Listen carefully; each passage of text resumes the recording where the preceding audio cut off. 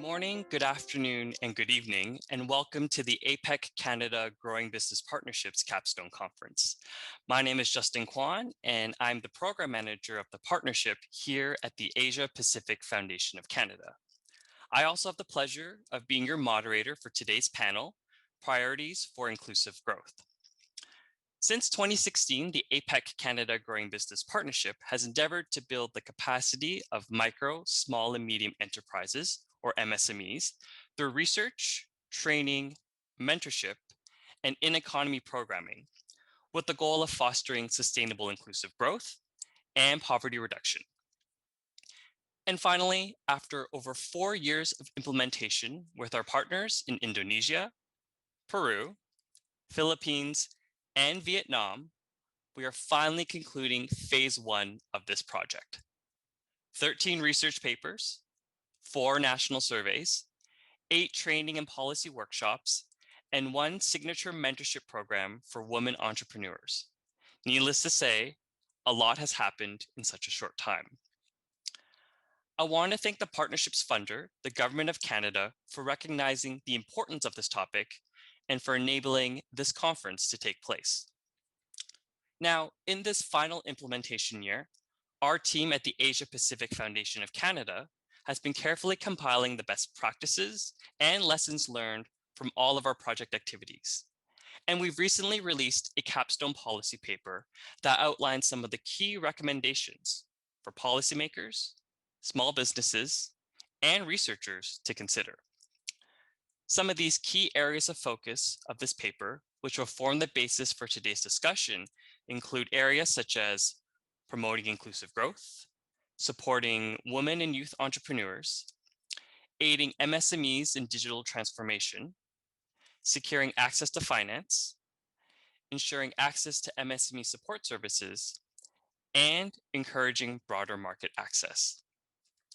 To learn more about these recommendations, I'd like to direct you all to our project website, where you'll be able to read our latest report and see all the work of our project partners, including a policy toolkit that furthers some of the previous topics that I just mentioned. So for more information, please go to our website, apf-canada-msme.ca. But rather than reading these recommendations or simply having me describe them to you, I thought it'd be more appropriate to have some of our project implementing partners speak to you directly. So we're fortunate to kick off this conference with a special panel of speakers, all who have been involved with the project's on-the-ground activities in each respective year of the project. So the format of today's panel will be a moderate discussion. I've prepared 3 questions for our speakers today to discuss and bring into dialogue all of the experiences of each of our guests. Our goal is to think about what inclusive growth can look like in APEC economies and what we need to do in the recovery efforts moving forward in the face of the global pandemic. Now, for all of the viewers out there, we also want you to be part of our discussion. So, using the chat function found on this platform, please send us your questions through the chat box, and we will respond to your comments through the chat feature on the platform in order to keep the flow of today's conversation. Each of our speakers today has had a wide amount of background and experiences. And although their full bios can be found below, I would like to provide a brief welcome to our panelists for today. So in alphabetical order, I would like to introduce founder of MAP the Philippines, Ms. Selena Agaton, director of the Danang Institute for Socioeconomic Development, Dr. Huyn Huy Hua, program head of Innovation Factory Indonesia, Mr. Gustiadi Lee, and last but not least, executive director of Kunin Peru, Ms. Cynthia Varela. Welcome everyone. Let's not waste any time and get straight into the questions. So in this first round, I'd like to ask each of our panelists to describe their organization's work and how your organization has assisted MSMEs. And most importantly, what are the main barriers for MSMEs that your organization has identified? So Agustiadi, why don't we have you start us off for this first question? Sure. Thank you, Justin. Thanks for the kind introduction. I'm Agustiadi Lee, the program head at Innovation Factory. So Innovation Factory is one of the most active tech startup ecosystem builder in Indonesia. And we have been established since 2018. And as of now, we are managing innovation centers across 3 cities in Indonesia, mainly in Jakarta, Bandung, and Jogja. And we generally work with a lot of a subset of MSME, focusing mainly on tech entrepreneurs. In the last 3+ years since our existence, we have worked with more than 3,000 plus entrepreneurs across Indonesia. We have run more than 1,000 plus tech events and programs to support these young entrepreneurs to continue to develop their ideas and impact the general Indonesian economic in large. So to your second question, as to what are some of the main barriers for MSME that our organization have identified, we basically narrowed down to 3 key challenges. The first challenge is, I think, well known to a lot of people, which is basically access to funding. So a lot of these organizations tend to be really small. They do not have a lot of financial history. So sometimes the traditional funding routes, for example, going to the bank for loans, might not be that accessible to them. Second is basically access to markets. So a lot of the MSME in Indonesia tend to rely a lot with their local community.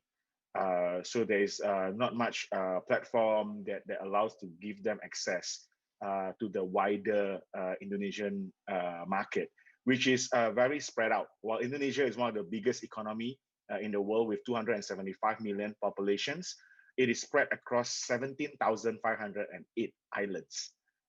So you can see some of the challenges to which this population in some parts of the economy. And last but not least, I think one of the getting more and more important problems that we are trying to address is access to technology and infrastructures. So a lot of these MSME tend to be within the technology adoption cycle. We label them as laggards.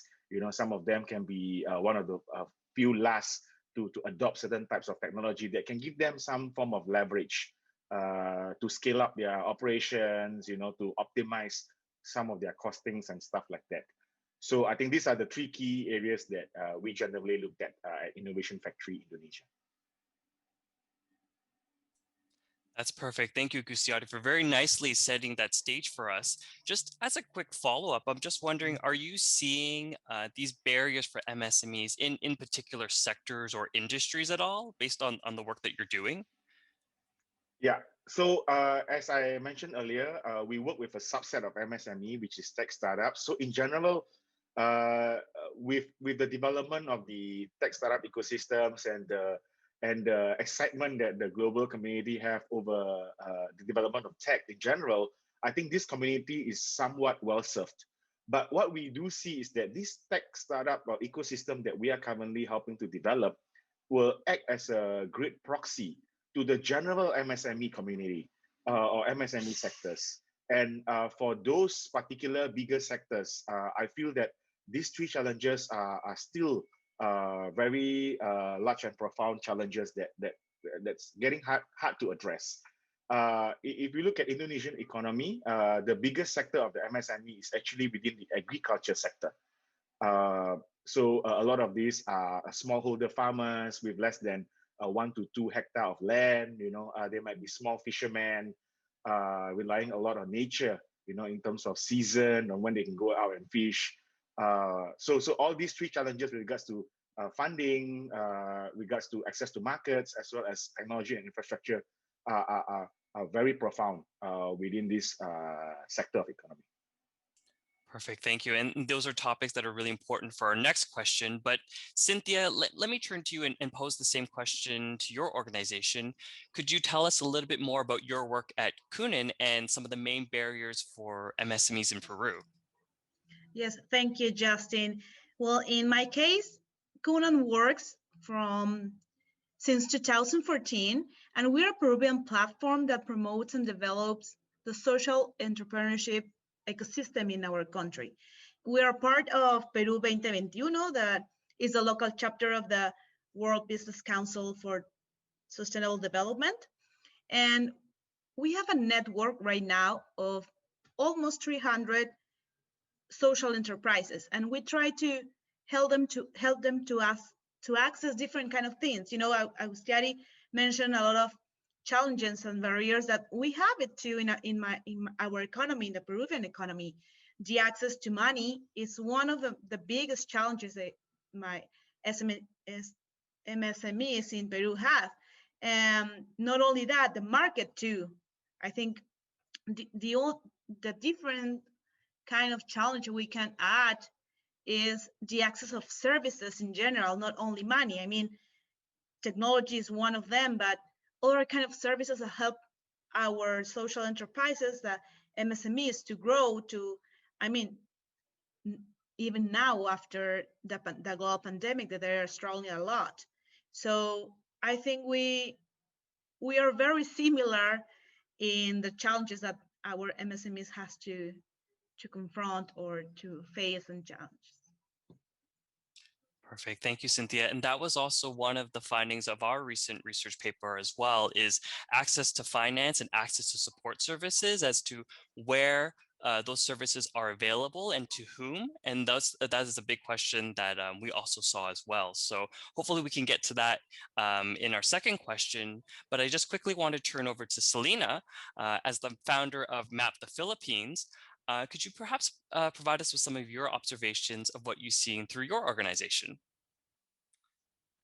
Hello, Justin. I'm the founder and managing director of MAP-PH, and I actually started MAP-PH having grown up in Jakarta, Manila, and Toronto, and studying the political ecosystem and funding ecosystem across all the sectors in Canada, and bringing that methodology home to the Philippines after Super Typhoon Haiyan.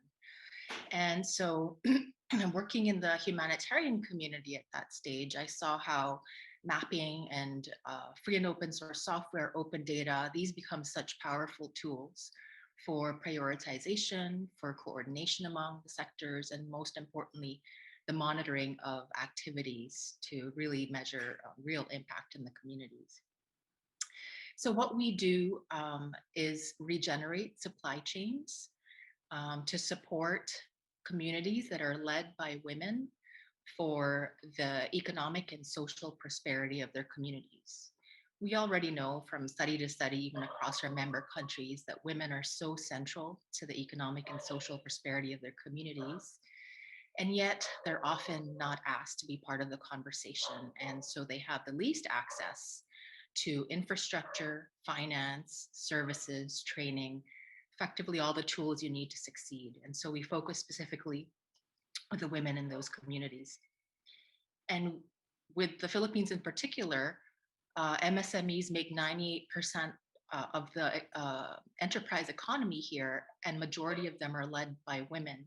So we really focused on an approach that helps empower the women through the local data collection, data analyses, as well as the monitoring of activities in their community. Because typically, foreign groups, expats, and outsiders are in charge of this knowledge. So we're shifting to a fully local model where women can actually be employed to be stewards in their communities for this data analysis and monitoring, while creating 3 other sustainable employment opportunities in terms of addressing food security, so sustainable agriculture, sustainable hospitality and tourism, and the creative industries, supporting artisans from weavers all the way through the graphic designers and across the different arts. So our goal is really shift to a fully local economic approach that helps keep families together and to avoid the migration that is so common in MSME communities. Perfect. Thank you, Selena. And on that topic, we've also been looking at this issue of inclusive growth in the context of a global pandemic and what we need to do to build back societies. And part of the conversation has to be that women and youth are central to this conversation. So I think that the work that you're doing is extremely, extremely important. So thank you for that. Dr. Hua, last but not least, I want to get you into the conversation as well. And I'm wondering if you could describe more of your work at the Da Nang Institute for Socioeconomic Development. Chào tất cả mọi người, tôi tên là Huỳnh Huy Hòa, tôi đến từ Viện Nghiên cứu Phát triển Kinh tế Xã hội Đà Nẵng, Việt Nam. Viện chúng tôi là một cái viện nghiên cứu địa phương có chức năng nghiên cứu, tư vấn và phản biện các vấn đề phát triển kinh tế xã hội. Trong gần 15 năm qua thì các nghiên cứu đề xuất của chúng tôi đã góp phần thúc đẩy quá trình phát triển kinh tế xã hội của thành phố Đà Nẵng nói chung và cộng đồng doanh nghiệp nói riêng. Trong đó thì nhiều nội dung nghiên cứu đã gắn với sự phát triển của cộng đồng doanh nghiệp như là đề án xây dựng hệ sinh thái khởi nghiệp đổi mới sáng tạo, đề án xây dựng vườn ươm doanh nghiệp theo hình thức hợp tác công tư, đề án phát triển mạnh các ngành dịch vụ, chương trình phát triển công nghiệp hỗ trợ, phân tích đánh giá thực trạng, nhu cầu, khó khăn của các MSME trên địa bàn thành phố Đà Nẵng, bộ toolkit dành cho các MSME đều được đánh giá là có tác động tích cực đến cộng đồng doanh nghiệp, đặc biệt là các MSME và startup. Liên quan đến các cái rào cản đối với các MSME thì các MSME ở Việt Nam chiếm đến 70% tổng số doanh nghiệp và họ phải đối mặt với hàng loạt các rào cản. Đầu tiên là thiếu năng lực, nguồn vốn để mở rộng thị trường đã và đang có, cũng như là tiếp cận các cái thị trường mới, đặc biệt là thị trường quốc tế. Thứ hai là các MSME ít quan tâm và thiếu tính năng động trong việc tiếp cận sự hỗ trợ của chính phủ, chính quyền địa phương cũng như các cái tổ chức khác ở trong và ngoài nước. Nhiều khảo sát cho thấy là các doanh nghiệp không biết hoặc là biết nhưng không tìm cách tìm hiểu để nhận được các cái chính sách hỗ trợ cả về tài chính lẫn kỹ thuật. Bên cạnh đó thì các MSME cũng không có khả năng đầu tư cho đổi mới sáng tạo và phát triển, đặc biệt là trong bối cảnh của cách mạng công nghiệp 4.0. Các MSME vẫn chưa thể nào mà tham gia vào quá trình chuyển đổi số do vừa yếu vừa thiếu về năng lực. Đây là một rào cản lớn cho sự phát triển bền vững của các doanh nghiệp. Và cuối cùng là các MSME ở Việt Nam thiếu kiến thức và tham vọng về hội nhập kinh tế quốc tế. Thank you, Dr. Hua, for your insights, especially on your point about Vietnamese MSMEs and their access to support services. One of the findings of our capstone paper and one of our key recommendations is to encourage governments to invest more resources in the marketing and the information distribution of these MSME support programs and services, which closely aligns to some of the comments that you've just made. So now that we've established all of the important and the timely work that all of your organizations are accomplishing, I'd like the second question to contextualize your work and what's happening around the world with the global pandemic. So for our panelists, I'd like to ask all of you, how has the situation and the role of MSMEs changed or evolved over the last few years in your respective economy? And what issues do you see that are being exacerbated by this global health crisis that we're all facing right now? So for the second round, Selena, why don't you start us off? First of all, we definitely need more data, and especially now during the pandemic, real-time data is such an issue. And we know that majority of MSMEs are not always registered in their country for a variety of reasons.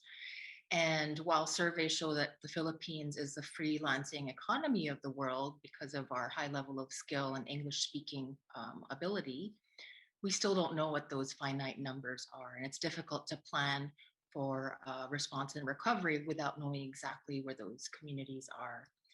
We know during the early stages of the pandemic, with the reliance of the economy on tourism and overseas foreign worker remittances, these economies were really crippled, and the shift to local manufacturing was not able to be leveraged as much as our other member countries.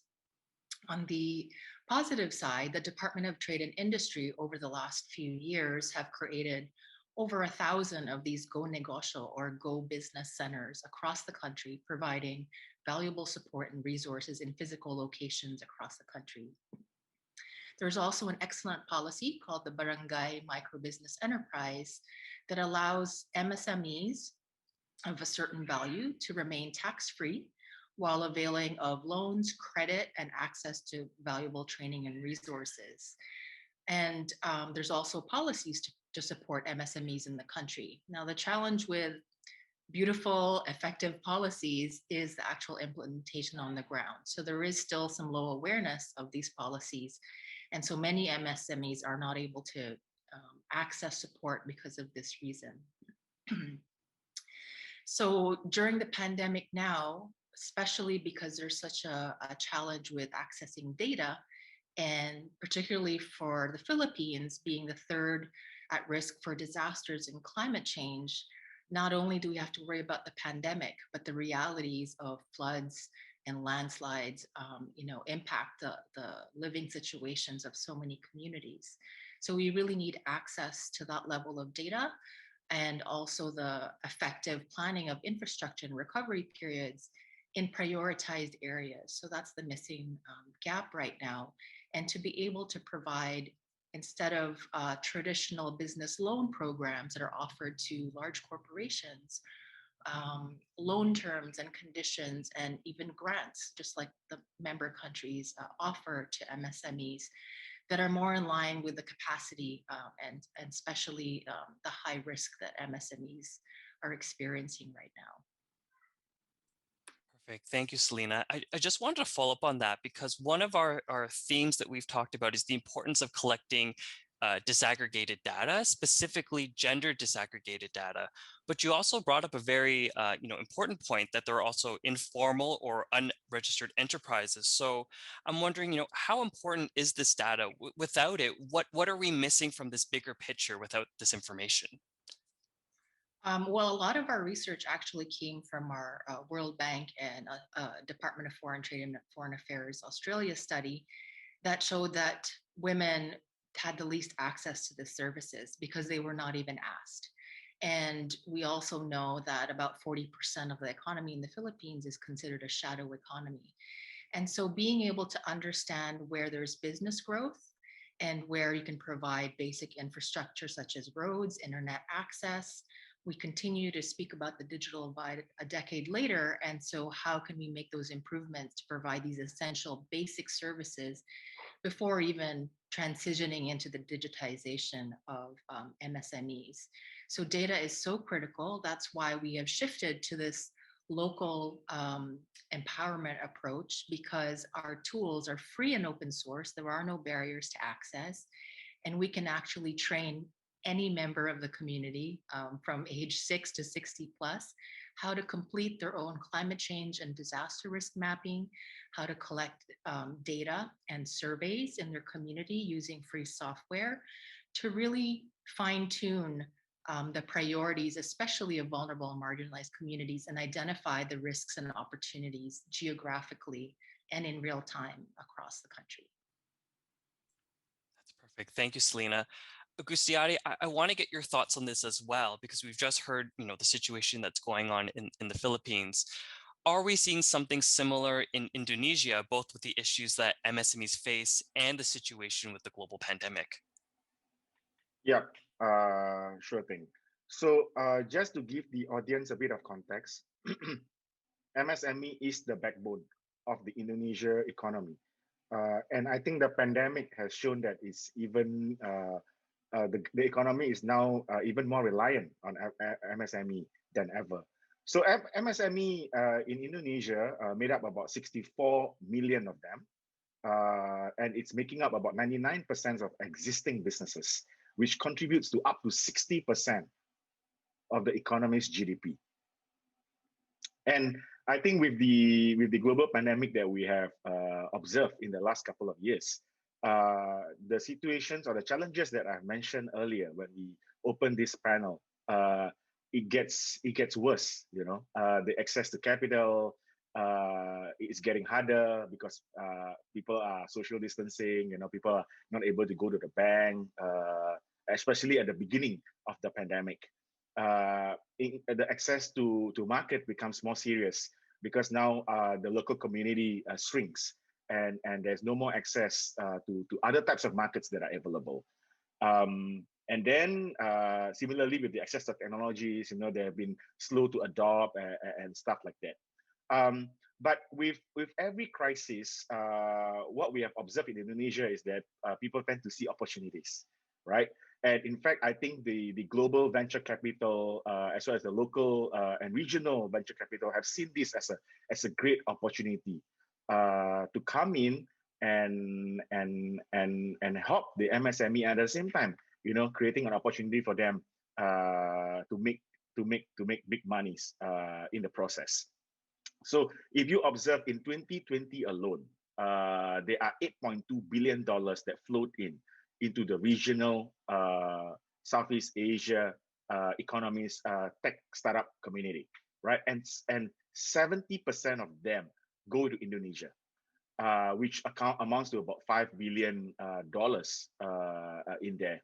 And let me give case studies in terms of the increasing importance of the role of digital startups or tech startups in helping MSME with the digital transformation that we mentioned earlier. So coming back to the 3 challenges that I mentioned, first is the access to capital. So while banks are closing down or getting more selective in terms of who they lend or loan their money to, tech startups fill up that gap. So there is an increasing trend of the development of fintech companies who are providing new platform, a new avenue of alternative capital with regards to, like, for example, peer-to-peer loans, to be able to give access to farmers, to fishermen, that otherwise they would not be able to do. And with the digital process of how they do things, in fact, social distancing or even physical interactions are not a barrier to the disbursing of the loan.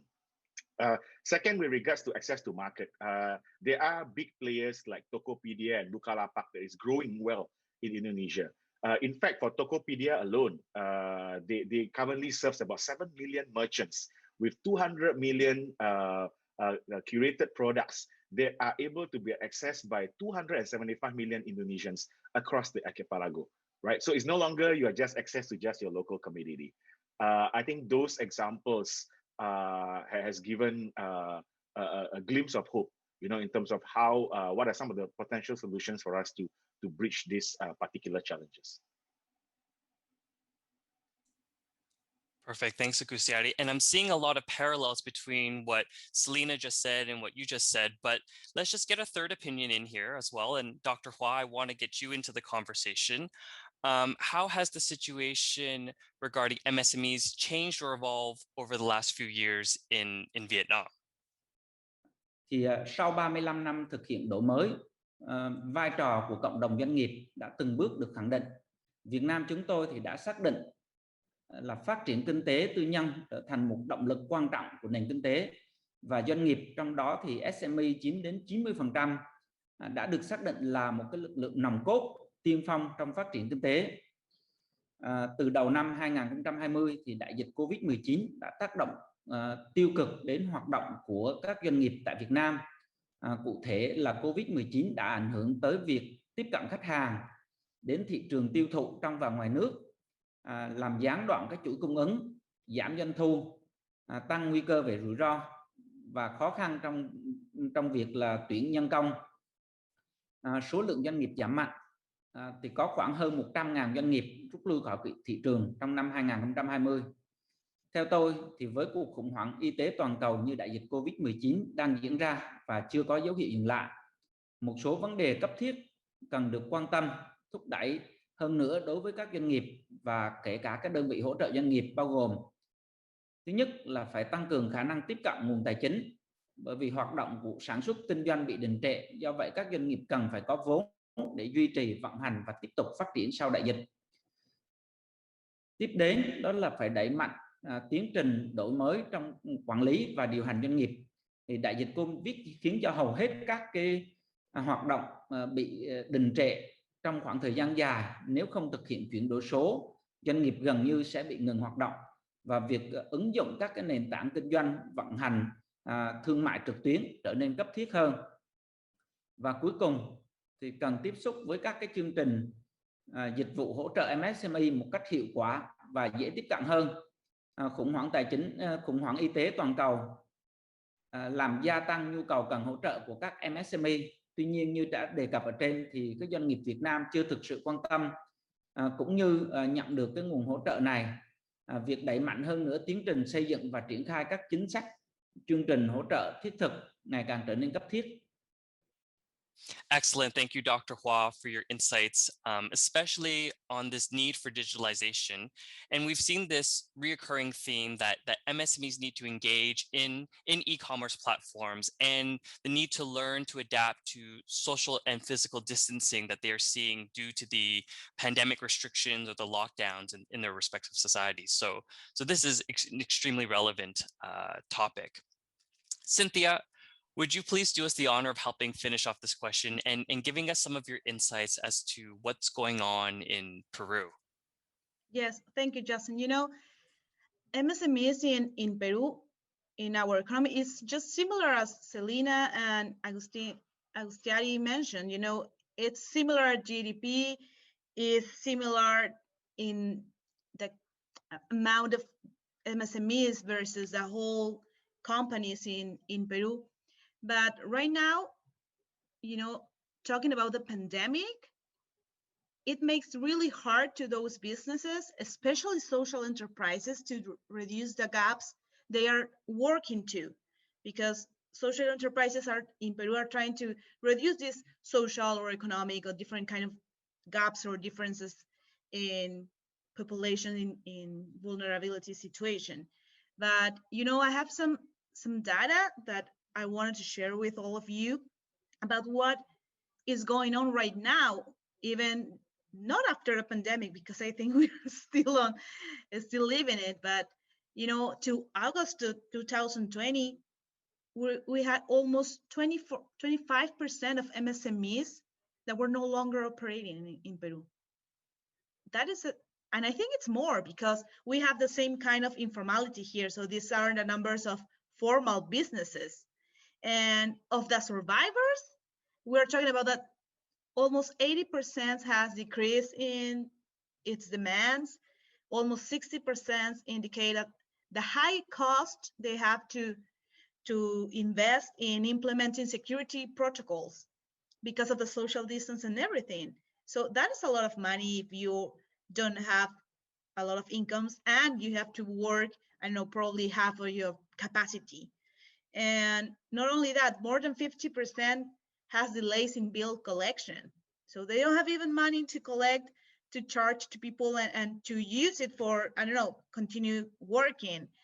50% stop its production, and 45% of these survivors, until I told you, to August 2020, lost their working capital. So it is difficult, and it's making more difficult to trying to reduce the gaps that social businesses or enterprises wanted to work to.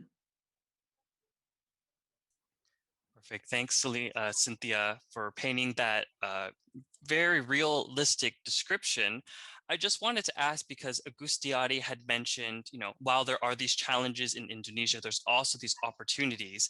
And Kunin, as a social entrepreneurship platform, I'm wondering, are you seeing any potential opportunities, you know, in the near or perhaps long-term future? Yes, and not only opportunities, you know, there's another data that I can share with you. We have the record of business registered last year during the pandemic. So Peruvian citizens are really entrepreneurs. So they try to figure out what they can do to solve the problem. They don't cross their arms and say, okay, let's see what happened and what I'm going to do next.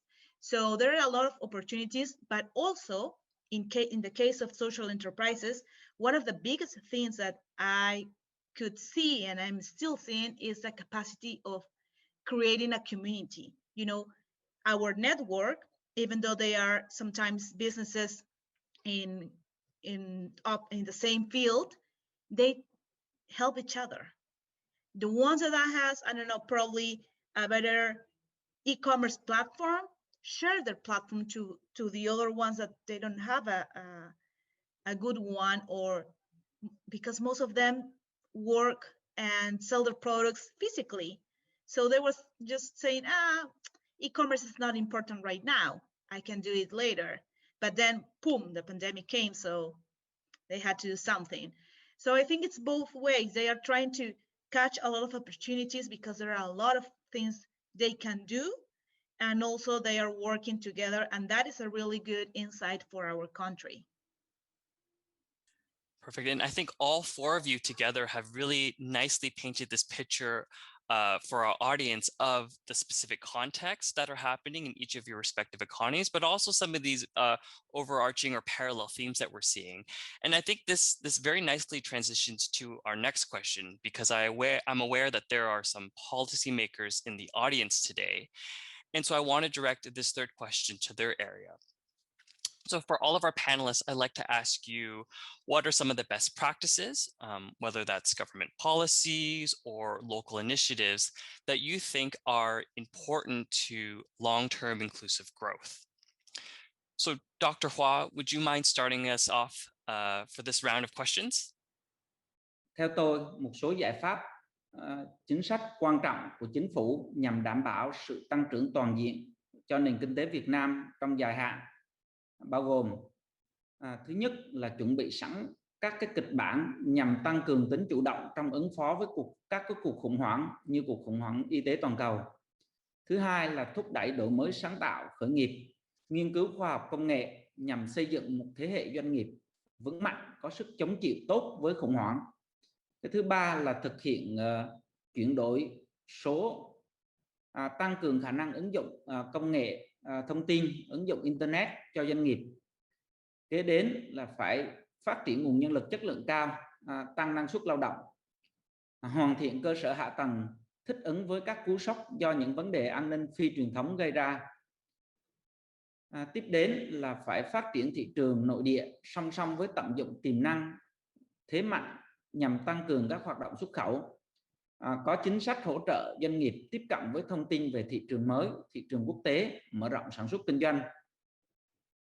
Đổi mới mô hình tăng trưởng theo hướng ít phụ thuộc vào các yếu tố bên ngoài, hỗ trợ các doanh nghiệp trong nghiên cứu khoa học công nghệ, sử dụng các nguồn lực tại chỗ, thân thiện với môi trường. Cuối cùng là xây dựng và triển khai các chính sách hỗ trợ tài chính kịp thời, đáp ứng nhu cầu duy trì và mở rộng sản xuất kinh doanh đối với các doanh nghiệp. Ở cấp độ địa phương, một số sáng kiến quan trọng mà thành phố Đà Nẵng đã và đang triển khai góp phần vào tiến trình tăng trưởng bền vững cho nền kinh tế thành phố. Thứ nhất là tái cơ cấu lại nền kinh tế hợp lý hơn, gắn với đổi mới mô hình tăng trưởng theo hướng ít phụ thuộc vào các yếu tố bên ngoài và phát huy tiềm năng lợi thế vốn có của địa phương. Đẩy mạnh xây dựng cơ sở hạ tầng theo hướng có sức chống chịu tốt, đồng thời dễ dàng chuyển đổi công năng khi có các cú sốc phi truyền thống diễn ra. Tập trung phát triển các hoạt động đổi mới sáng tạo, khởi nghiệp và xây dựng nền kinh tế số, chính quyền số và công dân số. Thanks, Dr. Hua, for your insights. Vietnam has been well noted as a good example of an economy who has responded effectively to the global health crisis. And we see that in the interim, there is a focus on domestic markets while working on enhancing or exporting activities. And this is one strategy that MSMEs are using in Vietnam to prepare for when economies can fully open again. But let's look at some other contexts. Selena, do you have any suggestions at all for policymakers from your experiences in the Philippines? Well, the Philippines is often lauded even by the Open Governance Partnership that we have excellent policies. The challenge is really in the implementation. We are a nation of over 7,000 islands. And so that communications and an effective communications program is critical to reach the MSMEs and have them avail of these excellent government programs that are out there. In terms of policies as well, knowing what we know about the lack of accurate data down to the local level, and that this often relies on outsider or expat community groups that conduct these research studies on a very short-term basis, that these policies can reflect the reality that women do have a wealth of knowledge in their communities, and they reflect the majority of MSMEs, which reflect 98% of the enterprise economy in the Philippines. So we need the policies to reflect the successful implementation of those programs to meet even the basic essential services and infrastructure that needs to be in place in communities. So safe roads, processing facilities, training centers, loan programs, etc. These need to reach every aspect of the MSME community. And particularly because of our climate change and disaster risk, these risks absolutely need to be in place when making these decisions. And now that we know all this data about gender and MSMEs, that the loan programs and policies surrounding loan programs should reflect or be vetted through the gender index and infrastructure index, that these infrastructure and services need to be in place in order to ensure that there is inclusion and successful implementation of these policies. Which is why the leading industries in the Philippines right now are reflective of the 4 career paths that I mentioned, because these reflect the need for more meaningful and productive work with livable wages. So that's key in terms of the MSME sector, where mapping and data science is such an opportunity with the highest growth rates in Asia, and with sustainable agriculture, sustainable tourism and hospitality, and particularly for the artisan sector that involves the artisans and weavers all the way through to the creatives and graphic designers, filmmakers, etc. That during the pandemic, these are the safer employment opportunities because they can safely social distance at home and work online. And so if the policies can reflect the support that these communities need, then that would really ensure a successful recovery out of the pandemic. And I think that's so important because one part of the conversation, as you mentioned, is, the policies themselves, but then the other aspect is also what are the best practices for implementing these policies. So Cynthia, I want to turn to you and I want to ask about the Peruvian context, about the sort of policies and initiatives, and maybe in addition, building on to what Selena just said, are there any best practices for the implementation of these policies? Yes, and I totally agree with what Selena said about it's not only the policies, it's execution. That is the difficult and challenging part. Here, because of COVID, the government tried to make different kind of policies about, debt finance, taxes, employment support, demand.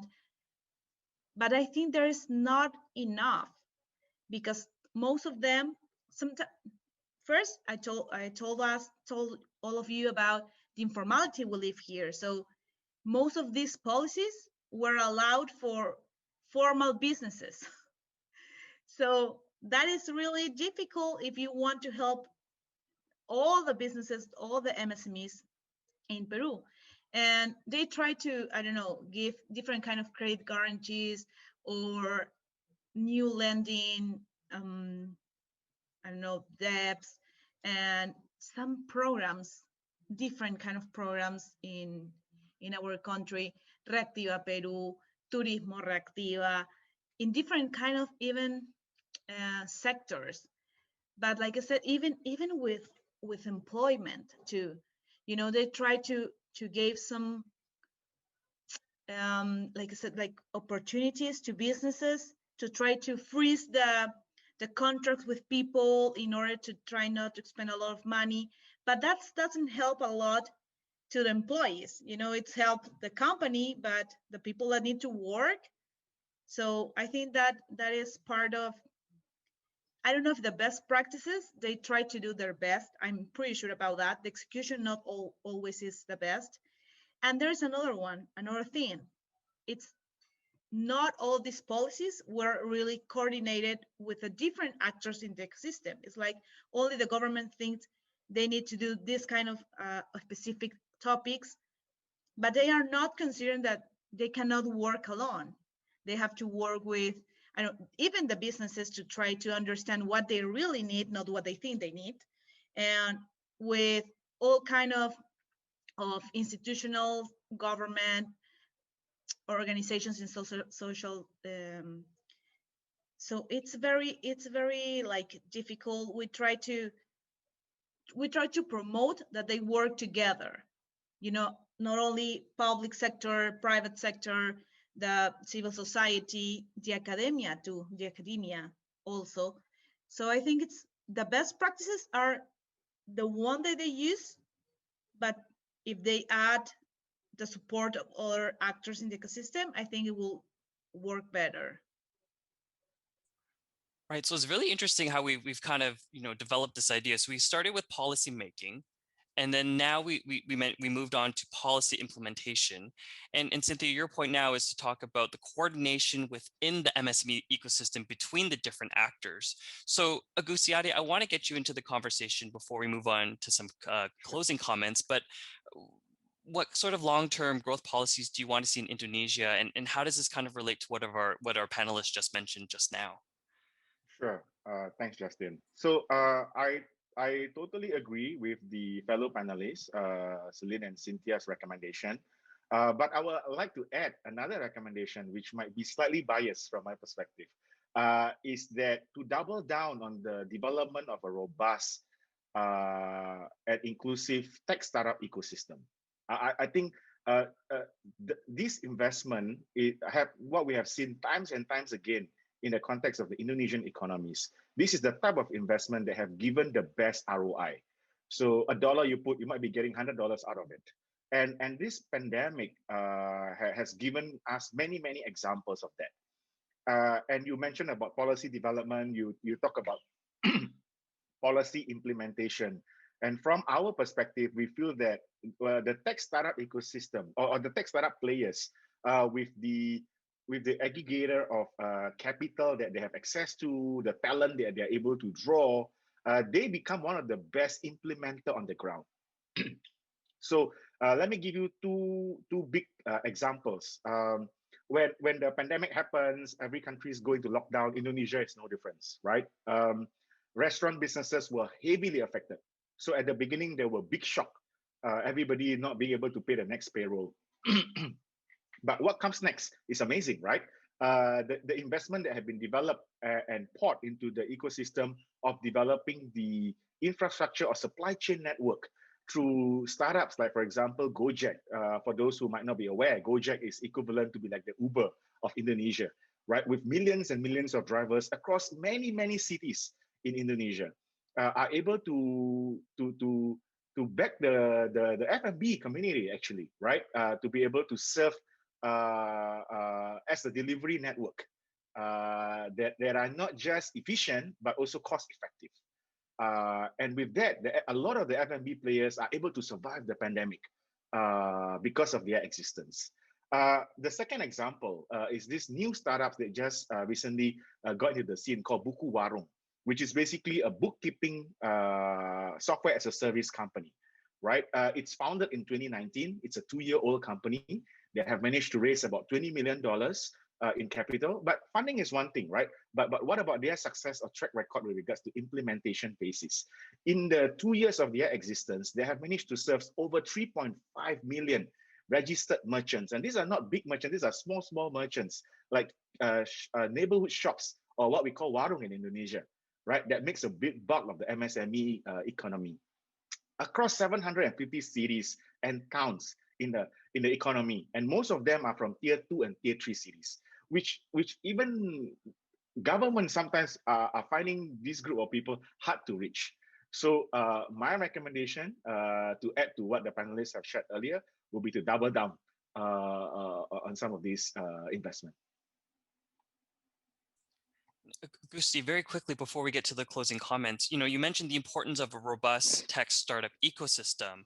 And I know that Indonesia has been a leader in digitalization, especially in the Southeast Asia context. Could you maybe talk about, the infrastructure or sort of necessary ingredients that are needed for this kind of robust tech startup ecosystem to come into existence? Yeah, I think it's made up of many different parts, but if I will narrow it down to maybe just two because of the essence of time, will be the access to capital, specifically for the tech startup ecosystem. But it's a chicken and egg issues, right? If you don't have a very strong startup in the first place, the VCs will not be attracted to enter into the market. So in terms of the startups itself, I believe they are similar to like normal MSME. They requires mentorships. So there has to be a lot of entrepreneurship focus programs to be able to help them to develop, to try, to validate their ideas.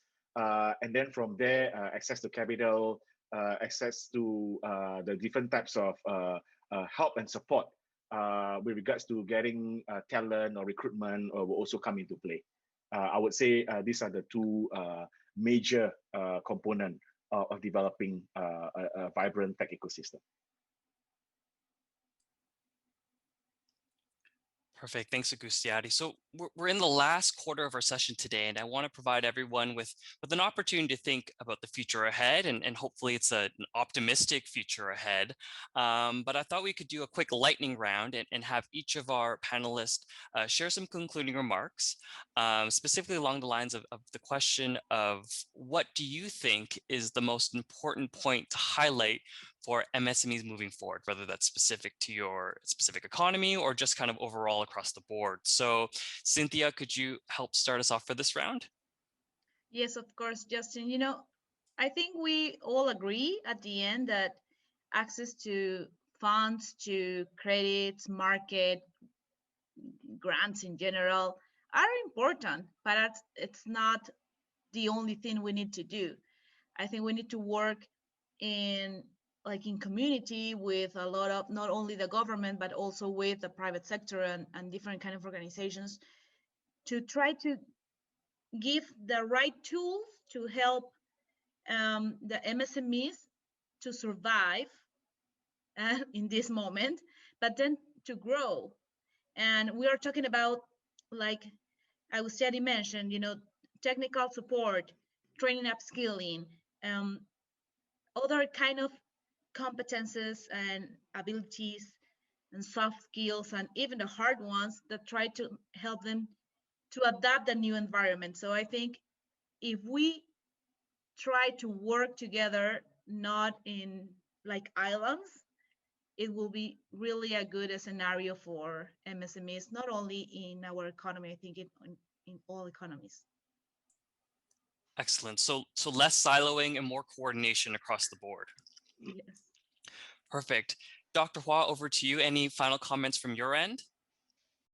Như đã trình bày trên, thì Việt Nam chúng tôi đã xác định doanh nghiệp nói chung và các SME nói riêng là lực lượng nòng cốt tiên phong trong phát triển kinh tế. Tôi cho rằng để mà phát triển toàn diện, bền vững, các MSME cần phải tận dụng tối đa sự hỗ trợ từ chính phủ thông qua việc chủ động tìm hiểu và tiếp cận các nguồn hỗ trợ, chủ động và kịp thời trong quá trình triển khai chuyển đổi số, ứng dụng công nghệ thông tin trong hoạt động sản xuất kinh doanh, xác định và phát huy sức mạnh nội lực, đầu tư cho khoa học công nghệ, đổi mới sáng tạo, tạo lợi thế cạnh tranh cho riêng mình. Và cuối cùng là nâng cao năng lực kết nối với mạng lưới các nhà hỗ trợ khởi nghiệp, các nhà hỗ trợ doanh nghiệp cũng như cộng đồng doanh nghiệp toàn cầu. Thank you, Dr. Hua. I like that particular phrasing that MSMEs are indeed the core and pioneering forces in economic development. I really like how that's been put. Agustiadi, let me turn over to you. Any final thoughts from Indonesia, or any broad recommendations as a whole that you think are important to kind of highlight from this discussion? I think similar to Dr. Hua, I personally believe from the organization perspective, we also believe that MSME makes up the backbone of the economy and continue to be important and becoming more and more essential to the survival of a particular economy. So seconding what Cynthia mentioned earlier, right? That this is the period of time where in the midst of crisis, we always try to see opportunities. And I think there exists a big opportunity for all of us to come together to double down on some of these investments or some of this sound policy to be able to help the MSME, not just to survive, but thrive in this new economy. And I would say digital transformation is a key in the years to come. Perfect. And finally, Selena, let's get you in for the final thoughts from all of our panelists. I think we have to remember that during the pandemic, we speak of a lot of the uncertainty and the worry over the situation, but need to remember that for many MSME communities, this has been their reality for decades, maybe even for centuries. And particularly because women have been invisible across all these institutions. And so the risk that we have in the Philippines, just like the other member countries here, we need to tackle the risk of climate change and disaster risk mitigation that is central to the success of any of these initiatives above and beyond even the basic and essential infrastructure. So the tools that we're sharing, the free and open source tools and software, these are all within our reach and have been well developed and used for over a decade, almost 20 years for some instances. And so the success of the recovery from the pandemic can only be successful through the careful and thoughtful coordination across the sectors and the monitoring across the sectors with women at the center of the stewardship. So I hope that the lessons of 2020 show us clarity and vision versus hindsight, and that we need to acknowledge that the systems that have institutionalized a lot of the barriers to prosperity need to change, but the solutions are all within our midst. Perfect. Thank you, Cynthia. And thank you, everyone. Unfortunately, that's all the time we have today. So I want to thank you, all of our speakers, for being part of this discussion. We've covered a lot of ground talking about the importance of gender disaggregated data, informal versus formal enterprises. Then we moved into a conversation around policymaking, policy implementation, and the need for broader coordination across the ecosystem. The importance of robust tech startup ecosystems as a necessary ingredient for long-term growth, and its link to the importance of digitalization for the future. So I think despite having very specific and unique context that all of you are working in, there's a lot of similarities and trends that you have identified, and will hopefully be helpful for all of the policymakers, small businesses, researchers, and entrepreneurs that are in the audience. There's a lot of work to be done to advocate for the growth of these policies and to ensure that our pathway to economic recovery is both inclusive, especially for women and for youth. If you're interested in learning more, there are some opportunities for you as the audience to be further engaged with the themes and the topics we've discussed here today. Some of our speakers will be staying for 15 minutes after this session through the networking feature of the platform, so please stay tuned if you'd like to speak to them one-on-one.